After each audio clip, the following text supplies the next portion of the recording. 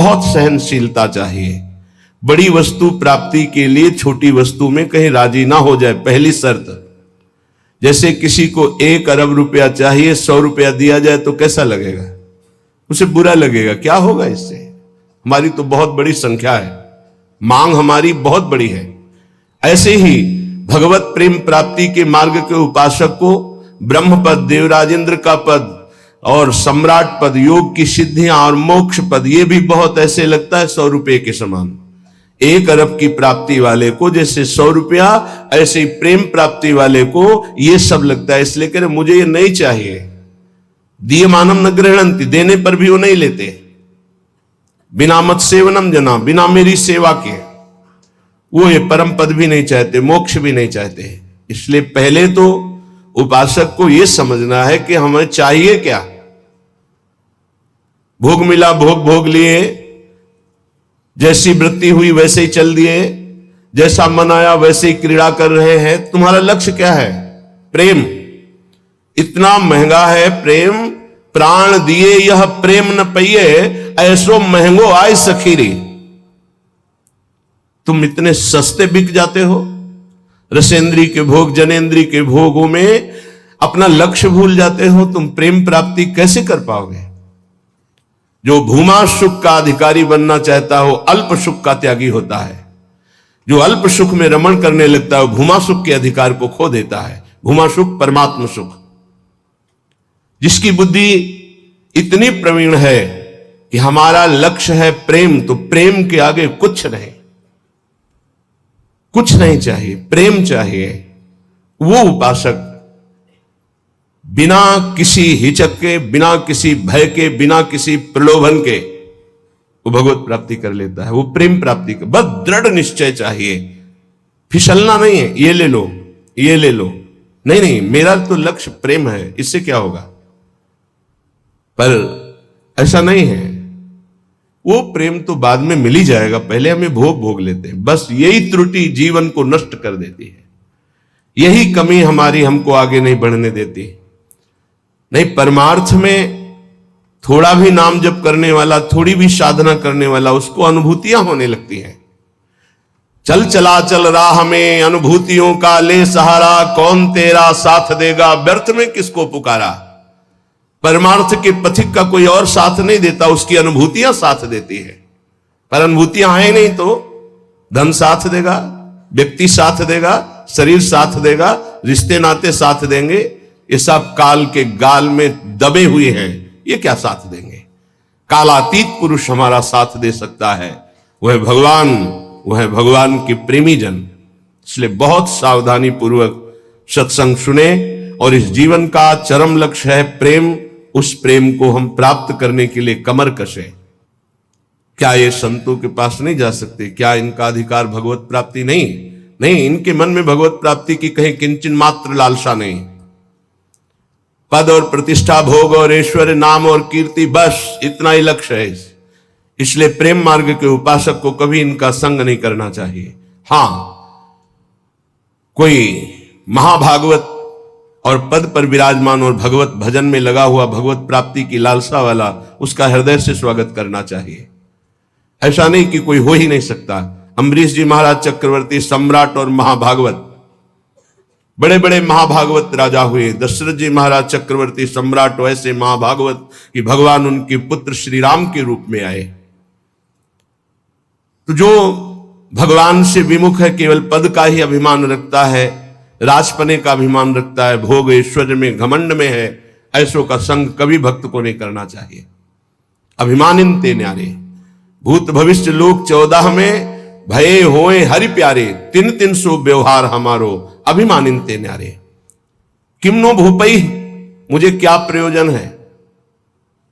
एक ब्रज के भक्तों के चरित्र में आता है, एक संत की कुटिया पर राजा दर्शन करने के लिए गए, तो वो भिक्षा मांगने गए थे। दूर से उन्होंने देखा बड़ा राजा का वैभव, हाथी घोड़ा, सब। लोगों से पूछा है क्या है, बोले राजा दर्शन के लिए। भागे और गांव में गए और कहा हमारी कुटिया में आग लग गई है, जल्दी बचाओ, जल्दी बचाओ। गांव के लोग भागे, वहां गए तो देखा राजा समझ गए। उन्होंने हाथ जोड़ा और कहा महाराज क्षमा चाहते हैं, पर वो महाराज तो भाग गए, ऐसा कहकर वो दर्शन नहीं देंगे, आप चले जाइए यहां से। यदि आप अपना मंगल चाहते हैं तो महात्मा को कष्ट मत दीजिए, वो आपसे मिलना नहीं चाहते, आप चले जाइए यहां से। वो चले गए। किम भूपई, मुझे क्या प्रयोजन है? जो राजपद के अभिमान में है, किसी भी पद में, उससे क्या प्रयोजन है? अगर अभिमानियों का संग होगा तो अभिमान जागृत हो ही जाएगा। अभिमानियों का, पदाभिमानियों का संग होगा तो भगवद आश्रय छूट ही जाएगा पक्का। ले लो हमारा फोन नंबर, मैं तो आपकी आज्ञा पर चलूंगा, आप केवल फोन कर दीजिए, सब ठीक हो जाएगा। मर गया साधक। जीवन में अन्य आश्रय आना अपनी साधना से भ्रष्ट हो जाना है। एक भरोसो, एक बल, एक आस विश्वास, एक राम घनश्याम हित चातक तुलसीदास। एक ही भरोसा, एक से ही आशा, एक से ही विश्वास, एक से ही संबंध हमारा मात्र आराध्य देव, बस। अन्य का कहीं आश्रय हुआ तो उपासक गिर जाएगा, पक्का गिर जाएगा, और गिरते हुए देखा है। श्रीपाद प्रबोधानंद जी महाराज कह रहे, नु देवादि भिरवा, मुझे इन देवताओं से भी क्या प्रयोजन है? श्रीमद् भगवद गीता जी में भगवान कहते हैं, भूतों को पूजने वाले भूतों को प्राप्त होते हैं, देवताओं को पूजने वाले देवताओं को प्राप्त होते हैं।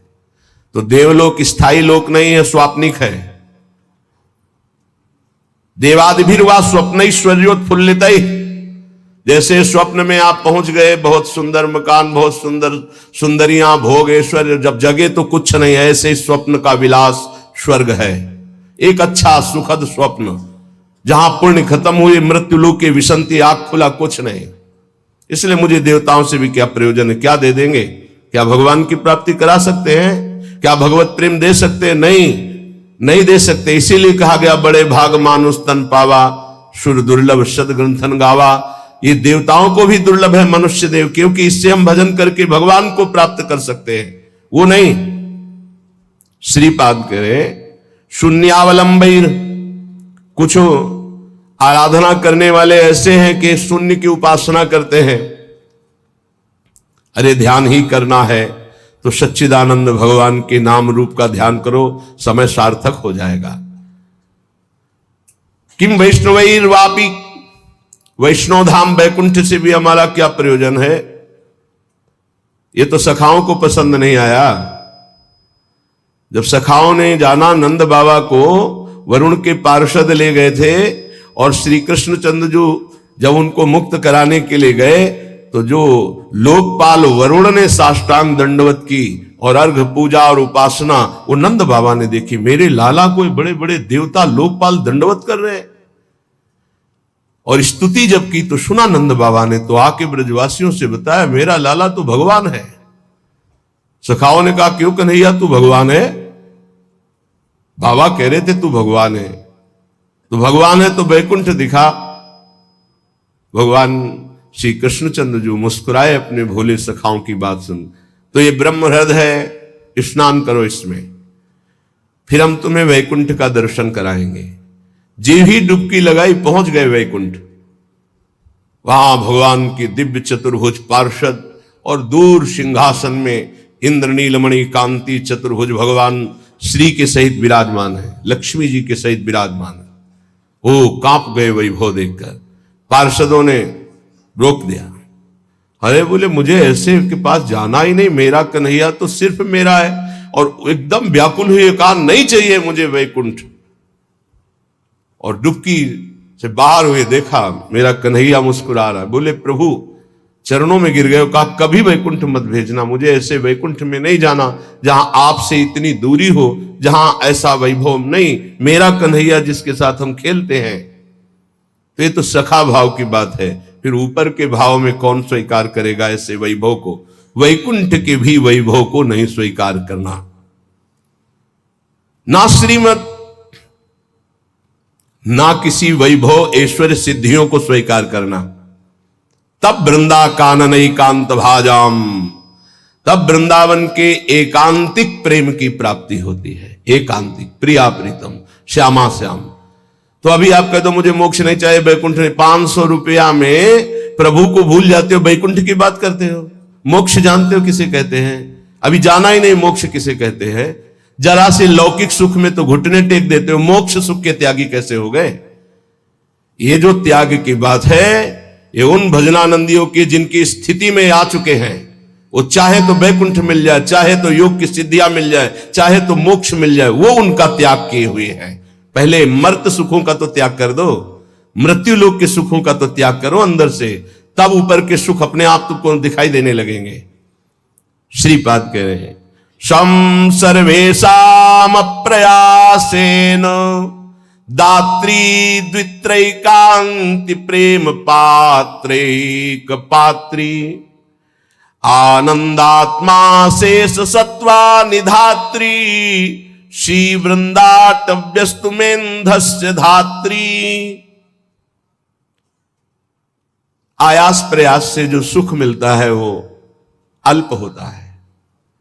जो आप प्रयास करते हो उसे कर्म कहते हैं। कोई भी कर्म प्रारंभ और अंत वाला होता है, तो किसी भी कर्म का फल अनंत नहीं हो सकता। वो प्रारंभ और अंत वाला ही सुख देगा। अनंत सुख की प्राप्ति कर्मों से नहीं होती, कर्मों के त्याग से होती है। जो अपने साधन का भरोसा नहीं रखता है, इष्ट का भरोसा रखता है और खूब साधन करता है, ये दो बातें समझ में नहीं आएंगी। जब हम अहम से साधना करते हैं तो साधना का सुख भोगते हैं। आज हमने परिक्रमा की, आज हमने ये किया, आज हमने ये किया, वो अहम हर्षित होता है, हर्षित होता है। ये भगवत प्राप्ति नहीं करा पाएगा, क्योंकि जब तक अहंकार है तब तक भगवत प्राप्ति नहीं होती। इसीलिए सर्वेषु साधन वरेश चिरम निराशा। साधन हो रहा है पर मुझे कृपा का भरोसा है लाडली की। ये प्रायः साधक ना समझ पाने के कारण कहते हैं जब कृपा से हो जाएगा तो साधन करने की जरूरत क्या है, तो असाधन करोगे। तो कृपा प्राप्ति के लिए मन कर्म वचन छाण चतुराई भजत कृपा करिए रघुराई। मन कर्म वचन त्रिशुद्ध सकल मत हम श्री हित हरिवंश उपासी। वृंदावन में विराजमान सहचरियों के मध्य में प्रिया प्रीतम की रात दिन सेवा भजन उपासना परिक्रमा ये सब कर रहे हैं, पर हमें भरोसा लाडली का है, अपने साधन का नहीं है। इस साधन से लाडली मिलेंगी ऐसा नहीं है, नहीं, ये तो सब हो रहा है उनकी कृपा से, पर मुझे भरोसा है मेरी लाडली अपनी कृपा से मुझे मिलेंगी। ये जल्दी समझ में नहीं आता, जब तक अहंकार है समझ में नहीं आएगा, आगे समझ में आ जाएगा। करते रहो, जब कृपा हो जाएगी, अहंकार गलित होगा, तब ऐसा अनुभव होगा। तो दुत्रैकांति, 2 या 3 ऐसे लोग पाए जाते हैं।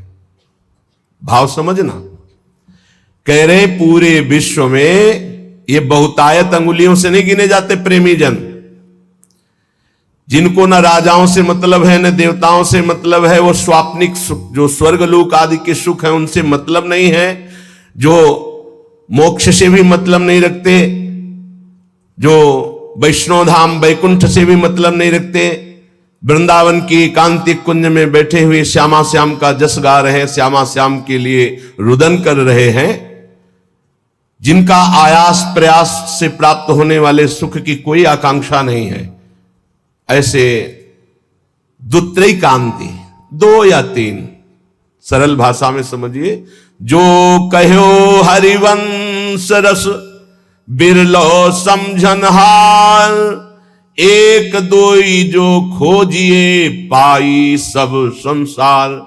संपूर्ण संसार में एक दो है। एक बार भगवान वल्लभाचार्य जी से उनके एक प्रिय धनी शिष्य ने कहा, आज हमारी इच्छा है कि 100 विद्वान ब्राह्मणों को भोजन कराएं। बोले बहुत सुंदर, यदि एक 12 तिलकधारी कंठीधारी आचार्य परंपरा से युक्त वैष्णव को पवा दो तो 100 ब्राह्मणों को पवाने का फल प्राप्त हो जाएगा। ओहो, ऐसा वैष्णव की, तो प्रभु हम 100 वैष्णव पवाएंगे। तो उनका एक अश्रुपूरित, आंखों से अश्रु बह रहे, शरीर पुलकित है, कंठ गदगद है और नाम में रत है, ऐसे प्रेमी महाभागवत को पवा दो तो 100 वैष्णवों के पवाने का तुम्हें फल प्राप्त होगा। तो बोले भगवान 100 प्रेमियों को पवा देते हैं। तो वल्लभाचार्य जी के आंसू आ गए, प्रेमी 100 नहीं, प्रेमी तो 1-2 ऐसे मिलते हैं। कैसे प्रेमी? यहां शर्त है, जिनका ना राजाओं से प्रयोजन है, ना देवताओं से प्रयोजन, ना वैकुंठ से प्रयोजन है, ना मोक्ष से प्रयोजन, केवल प्रियालाल के लिए तड़प रहे गदगद सुर, नैना सजल दंपति रस रहे भीन, ईगति वृंदा विपिन में फिरे प्रेम तल्लीन। ऐसे प्रेमी जनों का सानिध्य और दर्शन, ये विशेष भगवान की कृपा होती है, विशेष कृपा। श्रीपाद कह रहे दुखान्येव सुखानि, ये प्रेम प्रेम। विद्य यशो जानी कीर्तिम परा, मन्ये था अधमश्च दुष्परिभवान सम्मानवत् सत्तमयी। दैन्यान्येव महाविभूतिमति सल्लाभान लाभान सदा, पापान्येव च पुण्यमस्ति यदि ते वृंदावनम जीवनम। अगर प्रेम प्राप्ति करना है तो दुखों को गले लगाना सीखो, सच्ची कहते हैं। फिर हृदय की बात कहते हैं।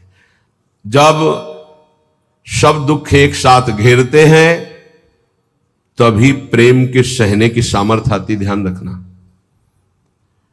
इस प्रेम को भयानक विपत्ति और रोगों से युक्त करके ही सहा जा सकता है, अन्यथा नहीं।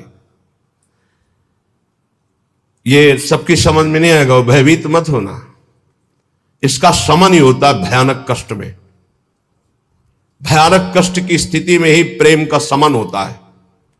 वो चाहे जैसे स्वस्थ शरीर वाला हो, जहां प्रेम का प्रादुर्भाव होगा, भारी बाहरी विपत्ति और आंतरिक, तभी वो प्रेम का शमन होता है, उसका पारा चढ़ता है और भगवान को अधीन कर लेता है।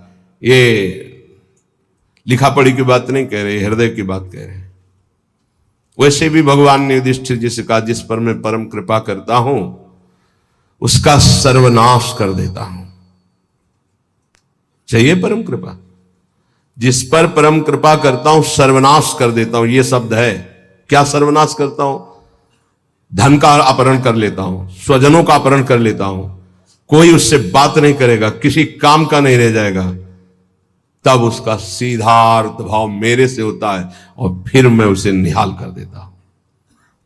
हिम्मत हो तो कूदो अखाड़े पे। नारायण अति कठिन है हरि मिलन की बाट, या में पग पीछे धरे प्रथम शीश दे काट। तो आप कहोगे फिर भक्ति करना ही नहीं। यहां चरम सीमा की बात प्रेम की हो रही।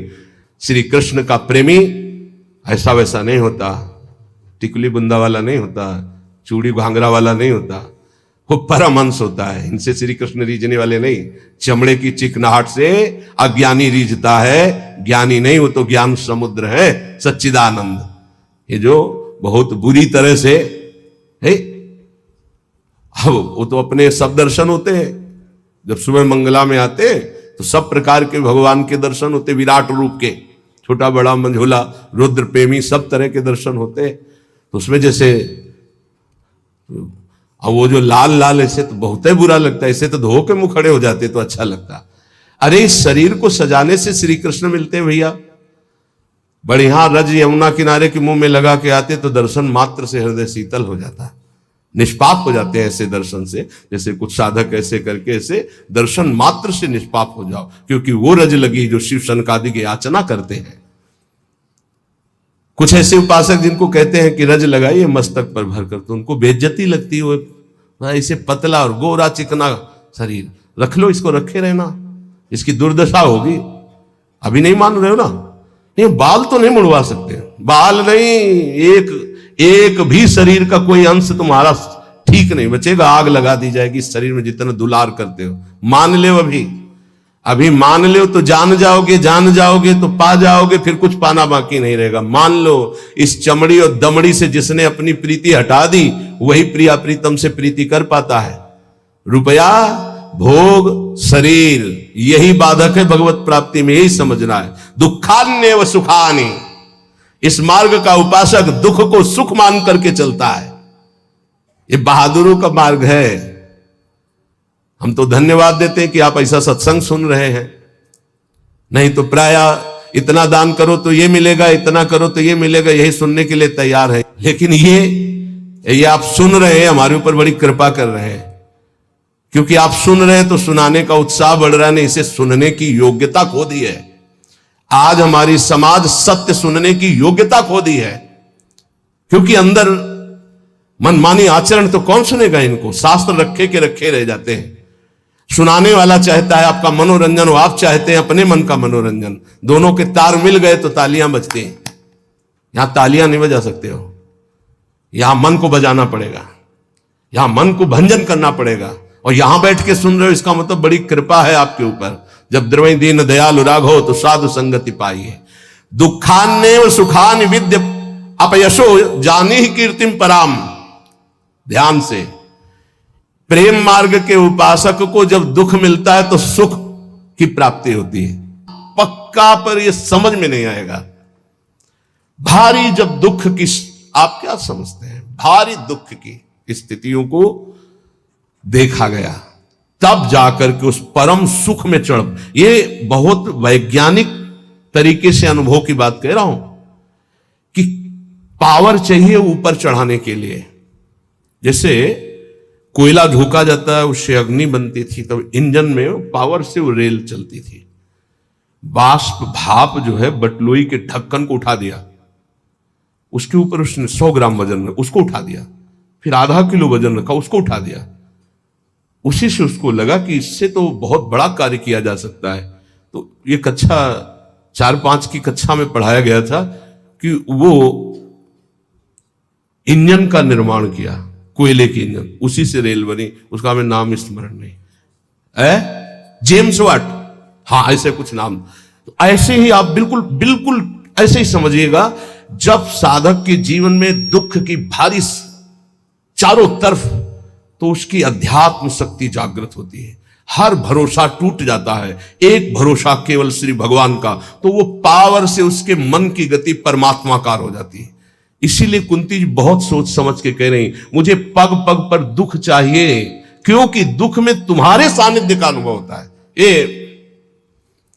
हम कृपा मनाते हैं, भगवान की कृपा मनाते हैं कि इसने वो बाजी जितवा दी जो कभी साधना में नहीं जीत सकते थे, कभी नहीं, कभी नहीं। ये खुद निज अनुभव ये कहूं खगेशा, वो भगवान ने जिता दी। इसलिए बड़े बड़े महापुरुषों के चरित्रों को पढ़ के देखो, प्रतिकूलता का जाल बिछ जाता है उनके जीवन में। भगवान ऐसा क्यों करते हैं? अध्यात्म की जितनी ऊंचाई पर चढ़ा हुआ महापुरुष है, उतनी भारी कसौटी कसी गई। संपूर्ण आश्रय भरोसे सबका नाश होकर एक भरोसा केवल प्रभु, वही जो दिव्यता होती वो वही होती। ये पढ़ने से लिखने से साधन, यह गुण साधन ते नहीं हुई, तुम्हारी कृपा पाव कोई कोई। यदि तुम्हारे जीवन में विपत्ति दुख और संकट घिर जाए तो भगवान को कोसना नहीं, इसलिए बता रहे ये वो स्थिति प्रदान करने के लिए है जो तुम कभी किसी साधना से नहीं प्राप्त कर सकते।